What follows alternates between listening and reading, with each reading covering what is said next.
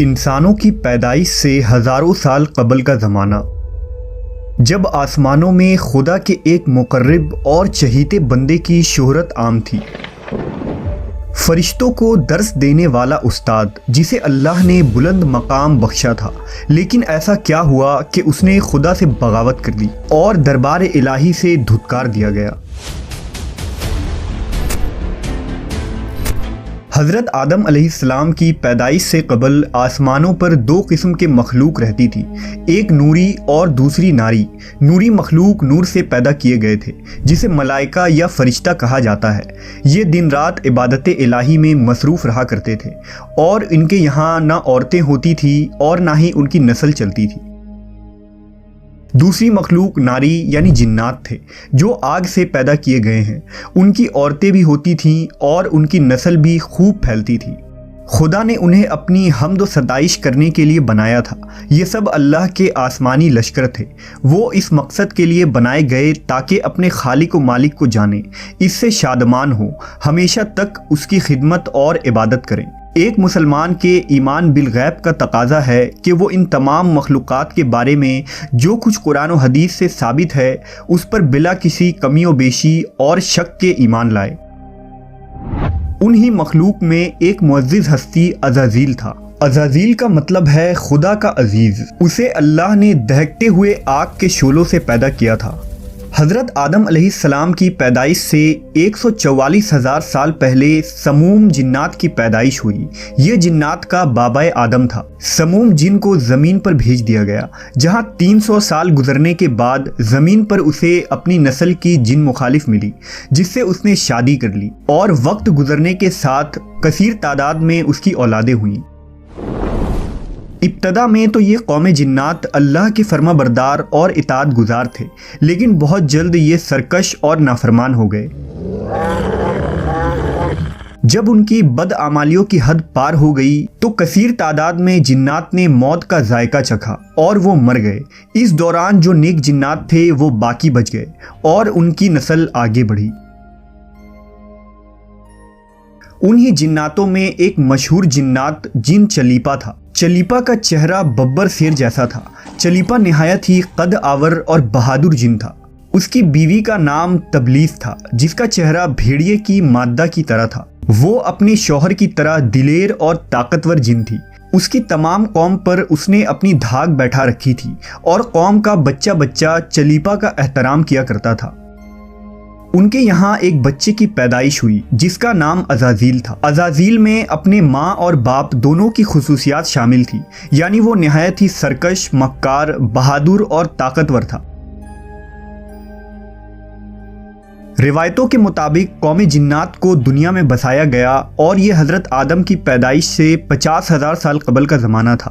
بہت جلد یہ جنات سرکش ہو گئے اور خدا کے نافرمان بن گئے۔ جب جھگڑے اور فساد سے زمین لرزا اٹھی تو آسمان سے فرشتوں کو حکم دیا گیا کہ جاؤ اور ان سرکش جنات کو مار پھینکو۔ لہٰذا اس کائنات میں پہلی خون ریز جنگ ہوئی۔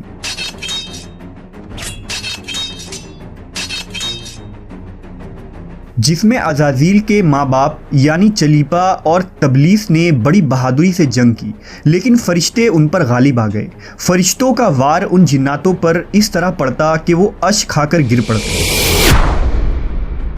اسی جنگ کے دوران عزازیل کے ماں باپ مارے گئے اور قوم جنات کے سرکش جنوں کو قیدی بنا لیا گیا۔ ان قیدیوں میں شہزادہ عزازیل بھی تھا۔ فرشتے جب اسے بارگاہ الہی میں لائے تو ان کو حکم ہوا کہ عزازیل کی بہترین تربیت کرو۔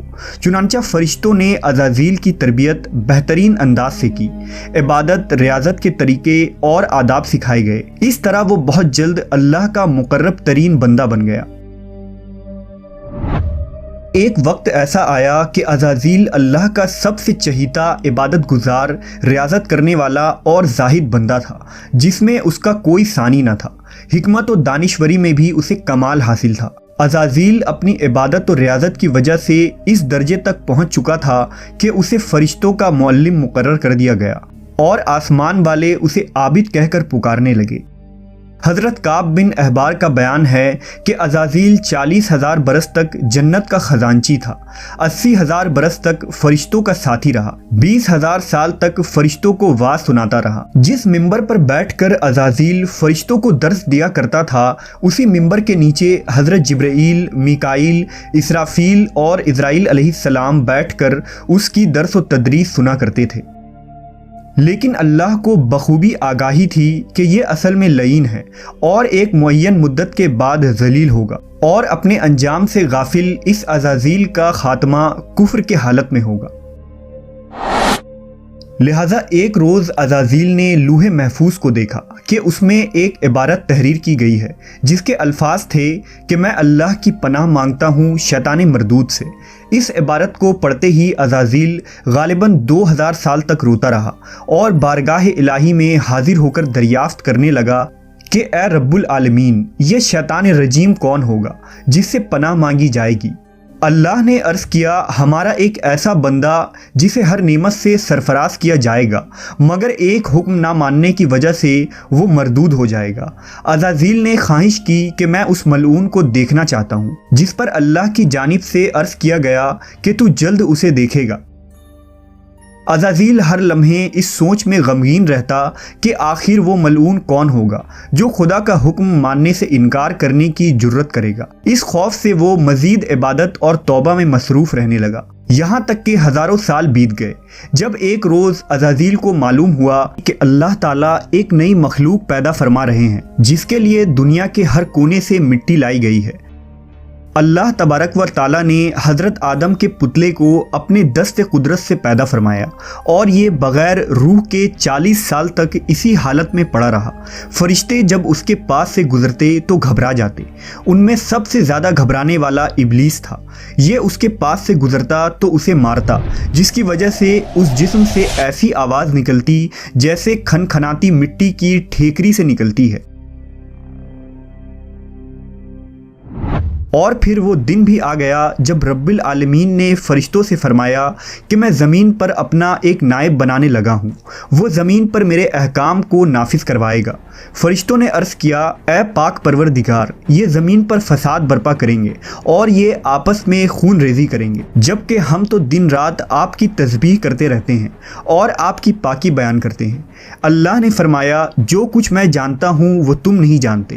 پھر اللہ نے حضرت آدم کو تمام چیزوں کے نام سکھا دیے اور انہیں فرشتوں کے سامنے پیش کرتے ہوئے فرمایا، اگر تم سچے ہو تو مجھے ان کے نام بتاؤ۔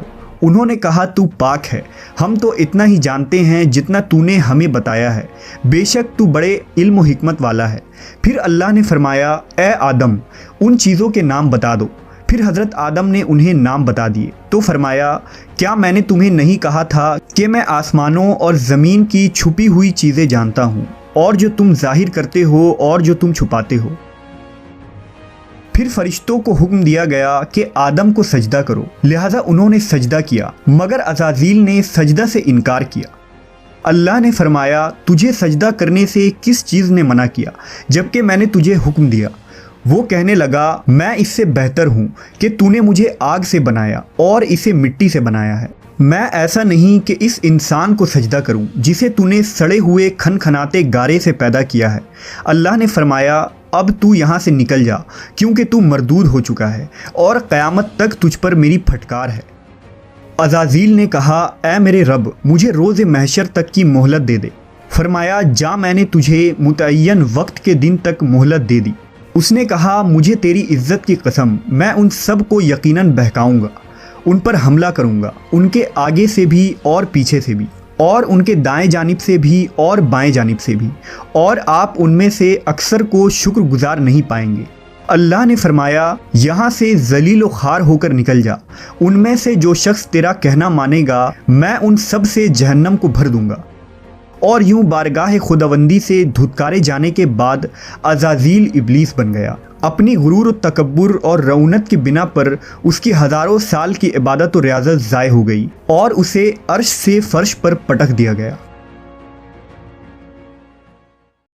اسلام کے علاوہ دوسرے مذہبی کتابوں اور عقیدوں میں بھی ابلیس یا عزازیل کا ذکر ملتا ہے۔ یونانی کتابوں میں اسے اپولین اور کتاب مقدس میں لوسیفر یا سیٹن کہا گیا ہے۔